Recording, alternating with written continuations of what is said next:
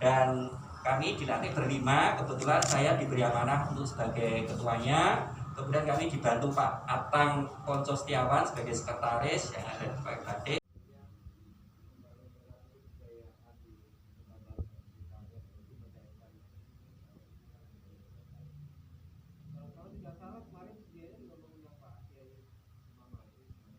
Saya dari seberang gitu Pak ya, dari Sumatera Utara yang dulu disuruh kuliah kok ya malah tinggal di sini gitu.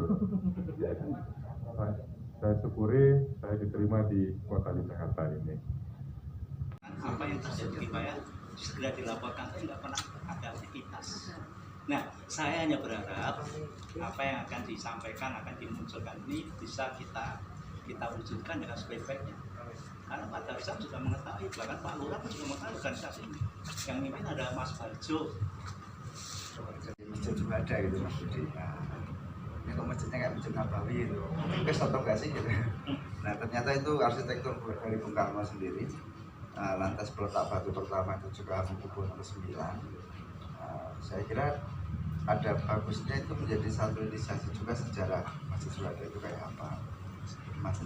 Gereja di kawasan Kota Baru HKBP ini seperti apa, sehingga sejarah kota lengkap dengan isi yang ada di situ memudahkan bagi generasi berikutnya gitu untuk apa memiliki jadi kalau wajar toleransi itu kuat karena orang tahu sejarahnya.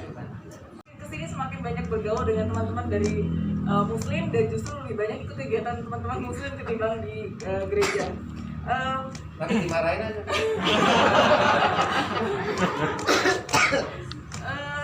Kalau berdasarkan pengalaman pribadi,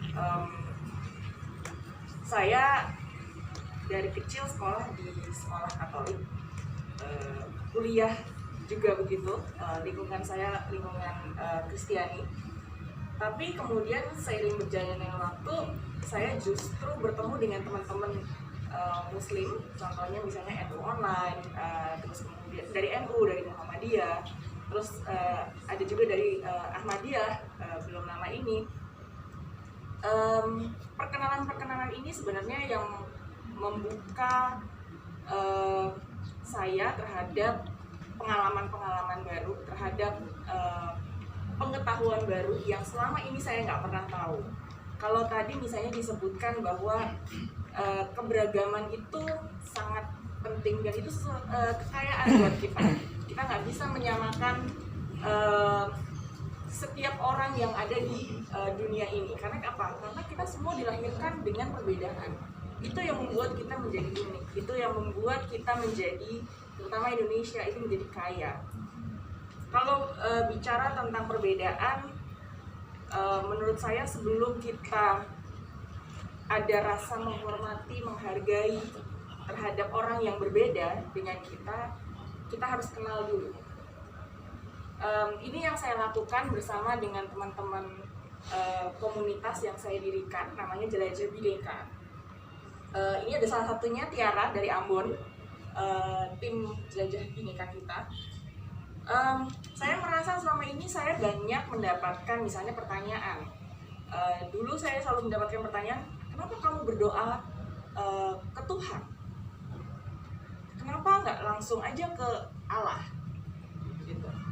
Atau misalnya, kenapa kamu mengucapkan atas nama Bapa, Putra, dan Roh Kudus? Gitu. Saya dulu masih kesulitan untuk menjawab.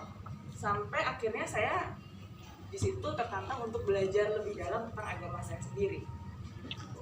Tapi juga kemudian saya ingin belajar tentang agama atau suku yang ada di Indonesia yang lainnya. Supaya apa? Supaya ketika kita bertemu dengan mereka, kita bicara dengan mereka, kita bisa tahu bahwa oh mereka itu ternyata unik ya. Mereka ternyata bisa melengkapi apa yang kita nggak punya. Jadi lewat program Jelajah Bhinneka, saya waktu itu memulai dari Ambon. Saya nggak memulai dari Jakarta, saya memulai dari Ambon. Saya mengumpulkan 30 anak muda, karena memang targetnya anak muda Pak. 30 anak muda saya kumpulkan. Mereka daftar, jadi nggak ada yang tahu mereka nanti akan sama siapa perginya. 30 anak ini saya ajak jalan-jalan. satu bis, saya ajak jalan-jalan ke tempat-tempat atau situs-situs keagamaan dan budaya. Di situ seperti layaknya tur, mereka bisa ngobrol dengan teman seperjalanan, dan juga mereka bisa ngobrol langsung dengan pengurus di rumah ibadah. Jadi kalau misalnya kita ajak ke masjid, nanti ketemu langsung dengan pengurus masjidnya, ke gereja Katolik, ketemu langsung dengan pastornya. Mereka boleh tanya apa saja supaya mereka kenal. Kalau mereka kenal, mereka bisa menghilangkan stigma negatif yang biasanya itu bisa muncul karena kita nggak mengenal dengan orang lain yang berbeda dengan kita, gitu. Jadi ini yang kita coba lewat Jelajah Bhinneka, akan kita lanjutkan. Kita sudah ke Ambon, kita sudah ke Padang.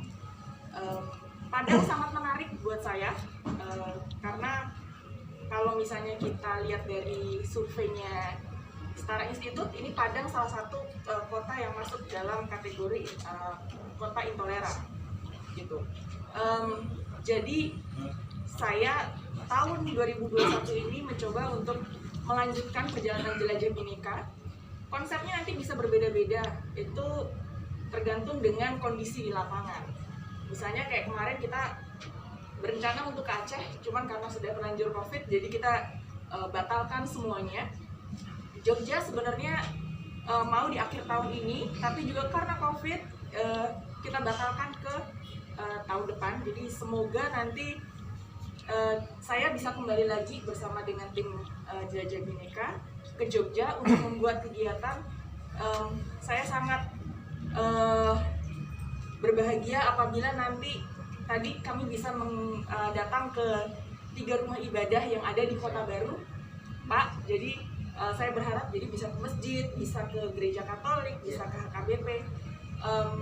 Konsepnya kemarin kita fotografi, jadi kelas fotografi untuk meng-capture, menangkap apa sih keindahan dari perbedaan, gitu. Untuk peserta, karena ini masa COVID, jadi nanti akan kami batasi.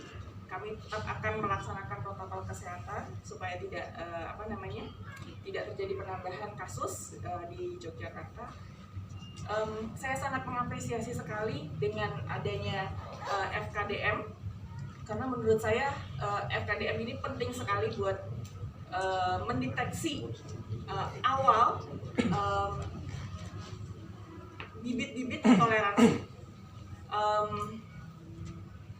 Saya rasa anak muda ini menjadi salah satu target potensial, karena anak muda ini masih kebanyakan masih labil, dan mereka hidupnya itu banyak dihabiskan di media sosial. Padahal kalau misalnya kita tahu, media sosial ini menjadi salah satu tempat penyebaran, tadi sudah disebutkan, hoax, fitnah, ujaran kebencian, dan kadang-kadang kita nggak bisa mengontrol. Orang tua pun juga kadang-kadang tidak punya akses kepada gadget anak-anaknya. Jadi saya berharap mungkin nanti FKDM bisa punya kegiatan yang bisa menggabungkan antara dunia online dengan offline-nya. Mungkin kalau dari saya seperti itu. Saya mengucapkan selamat kepada FKDM. Semoga FKDM nanti kedepannya bisa menjadi, FKDM Kota Baru bisa menjadi contoh untuk FKDM daerah lainnya. Terima kasih. Selamat sore. Kasus-kasus yang mungkin terjadi sama Pak Yusuf itu kan sebenarnya kasus politik agama. Jadi kalau kami di Rumah Pancasila mengutip dari pendiri kami bahwa orang bertuhan pasti dia baik, pasti dia menghargai, pasti dia menghormati, dan pasti dia juga menjalankan 5 sila Pancasila. Dia juga mengadabkan manusia, dia juga mau menjaga persatuan, dia juga menghormati sistem pemerintahan yang ada, dan juga kelima menuju kesejahteraan sosial, ya Pak ya. Itu dari kami. Jadi apapun konflik di sini itu yang